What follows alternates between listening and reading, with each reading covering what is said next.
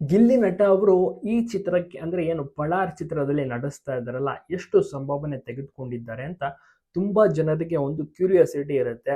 ಅದೇ ರೀತಿ ಗಿಲ್ಲಿನ ಪ್ರಶ್ನೆ ಮಾಡ್ತಾರೆ, ನೀವು ಎಷ್ಟು 1 ಕೋಟಿ ತಗೊಂಡಿದ್ದೀರಾ, ಎಲ್ಲ ಕಡೆ ಒಂದು ನ್ಯೂಸ್ ಓಡಾಡ್ತಾ ಇದೆಯಲ್ಲ ಅಂತ. ಅಷ್ಟೊಂದೆಲ್ಲ ತಗೊಂಡಿಲ್ಲ, ತಕ್ಕ ಮಟ್ಟಿಗೆ ತಗೊಂಡಿದ್ದೀವಿ, ನಾವು ಮಾತುಕತೆ ಆಡಿದ್ದೀವಿ ನಾವು ನಿರ್ಮಾಪಕರು ಅಂತ ಗಿಲ್ಲಿ ನಟ ಹೇಳ್ತಾರೆ. ಆಗ ಒಂದು ಅಂದಾಜು ಬರುತ್ತೆ, ಯಾಕೆಂದ್ರೆ ಬಿಗ್ ಬಾಸ್ ನಲ್ಲಿ 50 ಲಕ್ಷ ಗೆದ್ದಿದ್ದಾರೆ.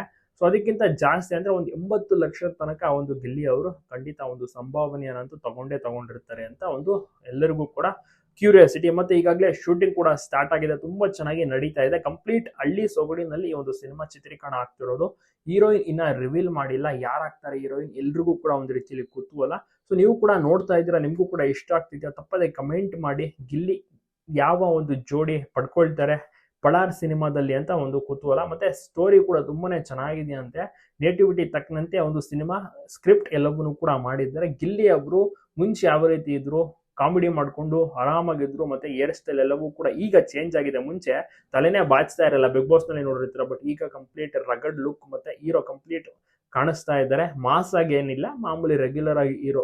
ನೀವೇನು ಶರಣ್ ಅವ್ರನ್ನ ನೋಡಿರ್ತೀರಾ, ಚಿಕ್ಕಣ್ಣ ಅವ್ರನ್ನ ನೋಡಿರ್ತೀರಾ, ಅವರು ಕೂಡ ಕಾಮಿಡಿ ಮಾಡ್ಕೊಂಡು ಹೀರೋ ಆಗಿದ್ದು. ಇದೇ ರೀತಿ ಗಿಲ್ಲಿಗೂ ಕೂಡ ಅವಕಾಶ ಸಿಕ್ಕಿದೆ. ಕಾಮಿಡಿ ಎಲ್ಲ ಮಾಡ್ತಾ ಇದ್ರು ಮುಂಚೆ, ಈಗ ಹೀರೋ ಆಗಿ ಅವಕಾಶ ಸಿಕ್ಕಿರುವಂತದ್ದು. ಚೆನ್ನಾಗಿ ನಟಿಸಲಿ ಅಂತ ವಿಶ್ ಮಾಡಿ.